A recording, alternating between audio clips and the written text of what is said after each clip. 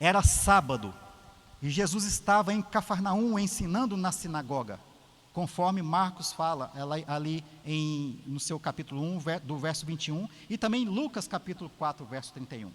Lá eles relatam que esse dia era sábado. No texto de Mateus não relata onde Jesus estava, de onde ele estava vindo.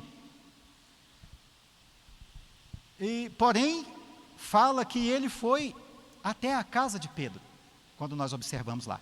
Mas Marcos capítulo 1, do verso 21 ao verso 28, e Lucas capítulo 4, do verso 31 ao verso 37, relatam que Jesus ensinava na sinagoga. E muitos se admiravam de sua doutrina e autoridade ali na sinagoga. Na sinagoga, então, surgiu um homem possesso de espírito imundo. E Jesus repreende esse espírito imundo e expulsa esse espírito.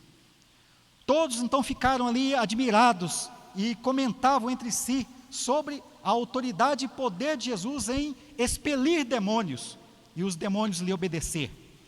E com isso a fama de Jesus, ela se expande por toda a região. Quando nós olhamos aqui em Marcos capítulo 1, no verso 29, diz que, e saindo eles da sinagoga, foram com Tiago e João diretamente para a casa de Simão e André. Possivelmente Jesus estava na companhia de outros discípulos, mas Tiago e João foram chamá-lo para irem até a casa de Pedro, e ali, longe dos olhos da multidão, Jesus faria um grande milagre. Pedro era um pescador, ele tinha uma sociedade com seu irmão André e os filhos de Zebedeu, Tiago e João. Eles eram empresários de pesca. Embora Pedro tenha nascido em Betsaida, morava em Cafarnaum, e com ele morava seu irmão André e também a sua sogra. Percebe-se que no texto, que a sogra de Pedro, ela estava impossibilitada de ir até Jesus. Não havia então como ela chegar até Jesus, então precisou então de um mensageiro ir até Jesus e falar qual era o estado em que ela se encontrava. Quando nós olhamos ali para o leproso, nós vemos que ele foi até Jesus. Ele conversou com Jesus, carecendo da cura. Quando nós olhamos ali para o servo do oficial, do centurião, mensageiros, e o próprio centurião foi até Jesus, pedindo a cura daquele servo. Mas a sogra de Pedro não teve como ela ir pessoalmente até Jesus. E mensageiros vai até Jesus, pedindo então que o Senhor fizesse um milagre.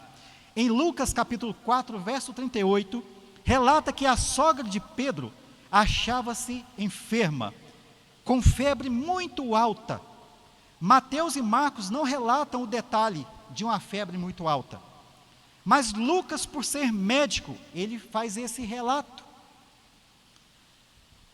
Robert Monse, um estudioso, sugere que essa febre muito alta, ela decorria de uma malária que a sogra de Pedro tinha.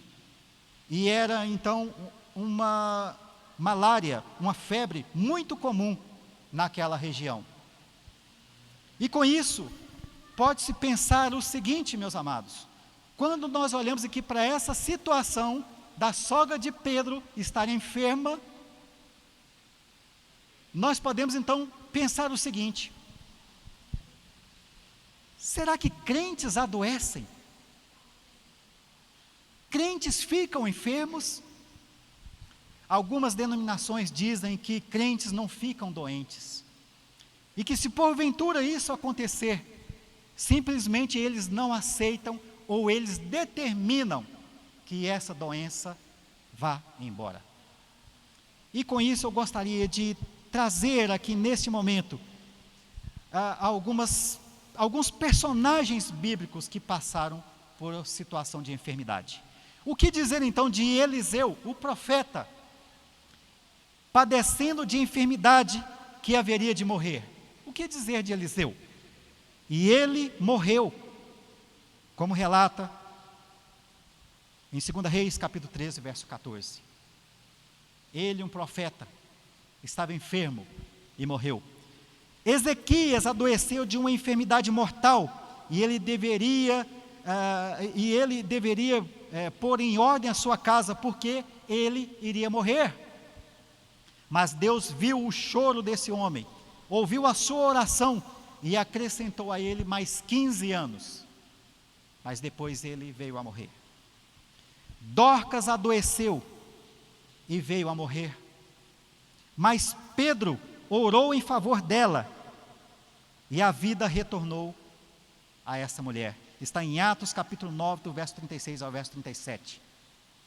Paulo prega o evangelho aos Gálatas por causa de uma enfermidade física. Gálatas capítulo 4, verso 13. Epafrodito, cooperador e mensageiro de Paulo, adoeceu mortalmente.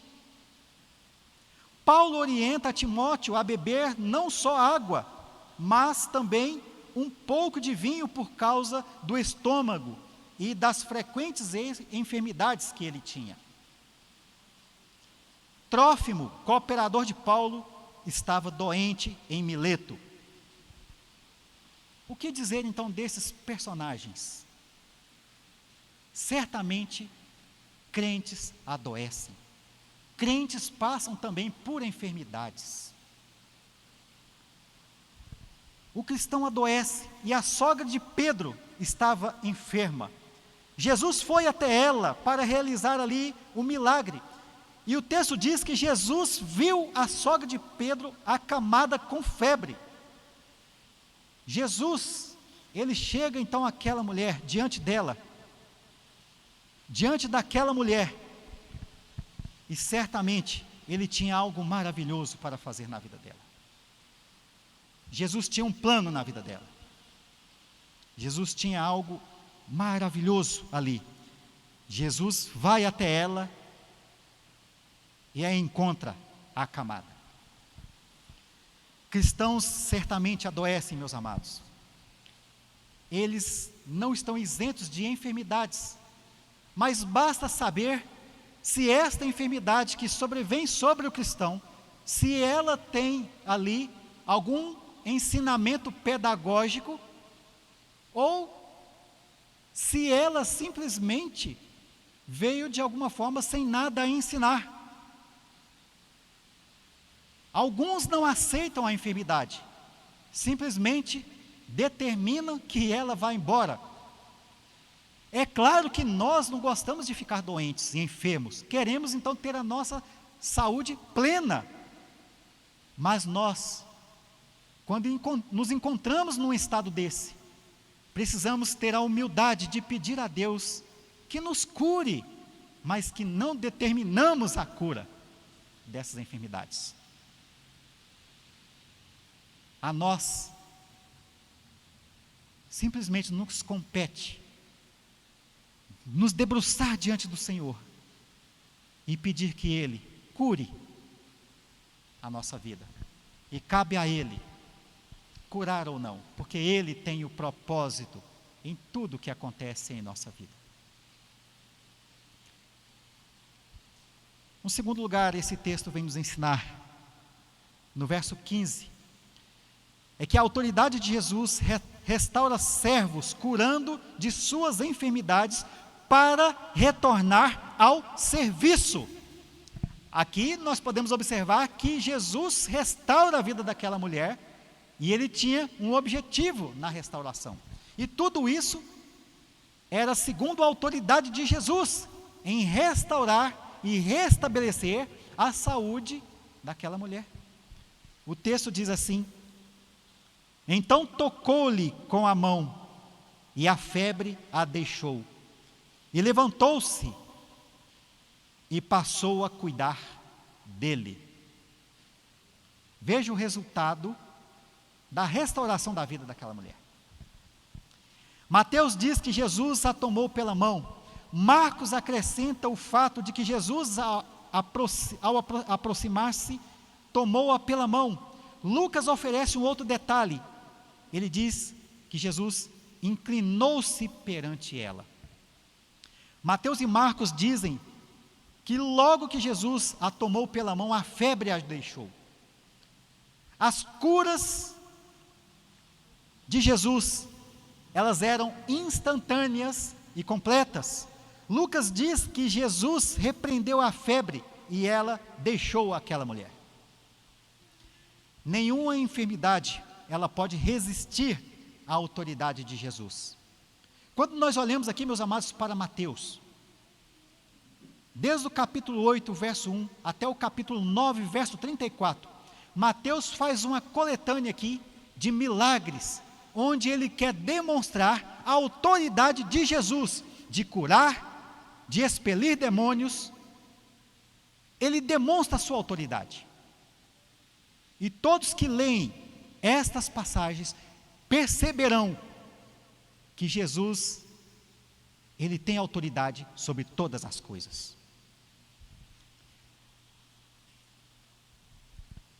A sogra de Pedro estava acamado e ardendo em febre. A palavra grega acamada significa prostrada. A sogra de Pedro estava prostrada na cama, sem condições nenhuma de sair dali. E a palavra grega empregada aqui para febre é a mesma usada para fogo. Então ela estava prostrada, ardendo em fogo, muito quente. Ela estava sem condições nenhuma de se levantar dali ou de fazer alguma coisa. Ela carecia sim de Jesus. Um simples toque da mão de Jesus foi o necessário para restabelecer a cura daquela mulher. Alguns aspectos são destacados diante do milagre realizado por Jesus, por causa da sua autoridade e poder diante daquela situação. O primeiro aspecto que nós podemos ver aqui nesse texto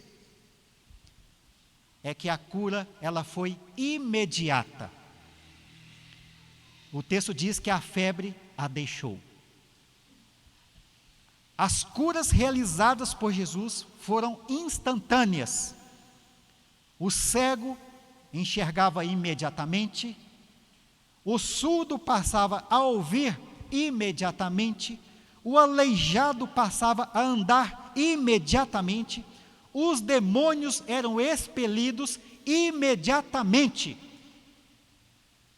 Veja o aspecto da cura imediata de Jesus. Tudo acontecia instantaneamente, não demorava nem um minuto.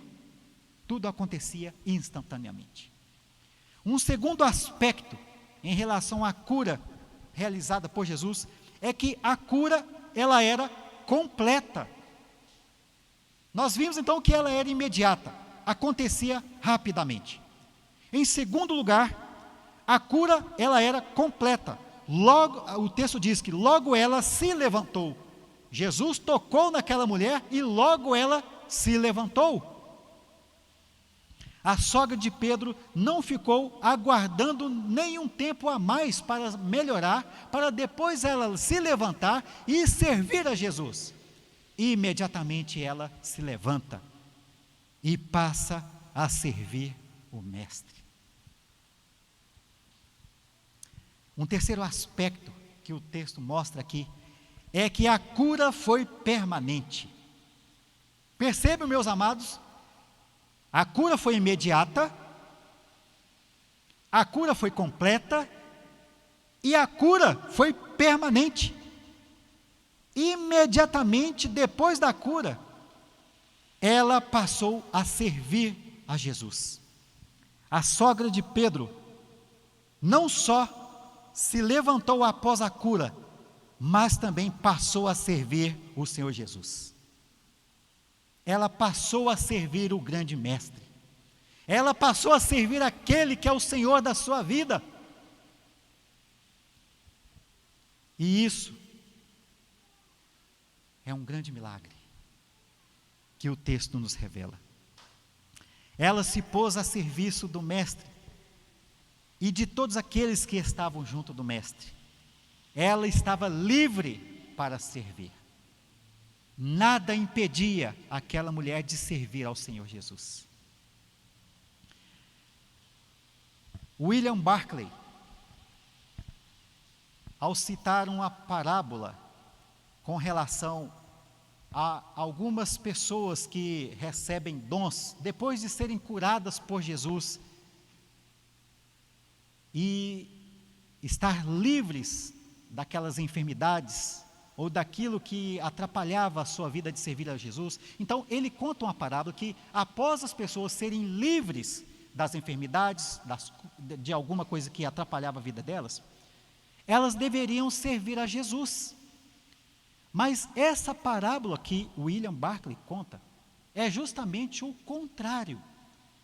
Em vez das pessoas servirem a Jesus, elas não servem a Jesus. E a parábola é a seguinte: conta-se que Jesus entra em uma cidade. E ao entrar em uma cidade, ele encontra um bêbado debruçado numa janela, falando muito e gritando muito. Ele estava muito bêbado. Jesus então chega até esse bêbado e pergunta por que ele estava procedendo daquela forma. E o bêbado responde para Jesus: eu era leproso, Jesus me curou. Que outra coisa eu posso fazer a não ser beber?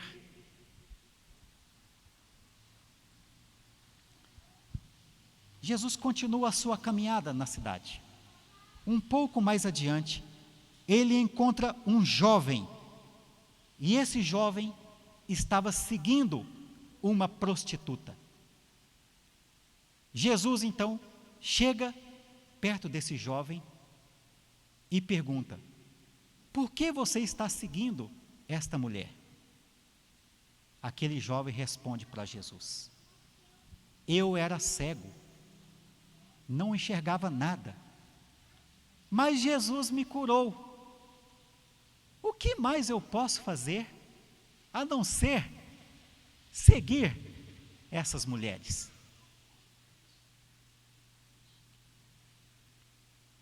Jesus continua a caminhar na cidade.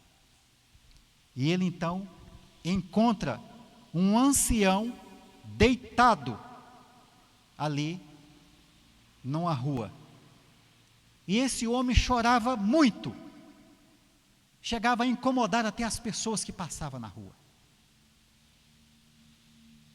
Jesus então chega diante desse homem e faz a mesma pergunta: por que você está chorando tanto? Aquele homem responde para Jesus: eu havia morrido, mas Jesus me ressuscitou. O que mais eu posso fazer a não ser chorar? William Barclay então conta essa parábola de uma forma inversa, mostrando que quando as pessoas são libertas, elas deveriam servir a Jesus, mas essa parábola que ele conta mostra o inverso. As pessoas usam os seus dons de forma contrária àquilo que o mestre queria que fizesse. A sogra de Pedro, meus amados, agiu diferente. Ela não usou o seu dom na forma inversa. Ela usou a sua saúde estabelecida para servir a Jesus. Ela tinha o dom de servir e seguiu exercendo o ministério do serviço para a honra e glória do nosso Deus. Nós vimos no início aquela ilustração, aquela anedota que ilustra como as pessoas mudam seu interesse ao longo da vida. Nós podemos observar que na igreja muitas pessoas também mudam seus propósitos. Mas a palavra de Deus, ela nos mostra que Jesus, Ele restaura a nossa vida. Ele cura as nossas enfermidades com um objetivo: para que nós estejamos servindo a vida dEle, servindo o seu reino, para a honra e glória do nome do nosso Deus. Nós não fomos chamados, como ilustra essa parábola que William Barclay disse aqui. O Senhor Deus nos chamou para servi-lo com os nossos dons. Aqueles que são do ministério de louvor, Deus os capacita a louvar a Deus e a entoar cânticos de louvor ao nosso Deus e elevar a igreja e aos irmãos a cantar ao nosso Deus. Os dons diversos que Deus entregou na igreja são para uso do nosso Deus, para glorificar o nosso Deus. Esses dons que Deus entregou para cada um que se converteu, não é para a sua autopromoção, mas é para a edificação da igreja, e edificando a igreja glorificará o nosso Senhor. O Senhor Deus continua tirando enfermidades. As enfermidades curadas são para serviço do Senhor. Aqui no verso 15, mostra que o Senhor Jesus, na sua autoridade, Ele restaura servos para continuar servindo o seu reino. Que o Senhor Jesus esteja nos restaurando. E eu concluo aqui da seguinte forma: a autoridade e poder de Jesus libertam pessoas não só para ficarem maravilhadas com os grandes feitos do Senhor Jesus, mas acima de tudo isso, para servir a Deus e também a servir ao nosso próximo. Que Deus nos abençoe. Que esse texto, que possamos, ao lê-lo novamente, que possamos lembrar disso. Que o Senhor Jesus restaura servos, não para usar o dom de forma inversa, ou para deixar de usá-lo, mas para servir o nosso Senhor. Que possamos todos nós, com alegria no nosso coração, servir esse Senhor que veio a este mundo nos salvar da morte eterna. E Ele retornou ao céu, foi preparar morada para os salvos. E estes salvos estarão eternamente com Ele, glorificando o nosso Senhor Deus para todo sempre. Que Deus nos abençoe e que Ele nos guarde. Quero convidar os irmãos que possamos estar de pé.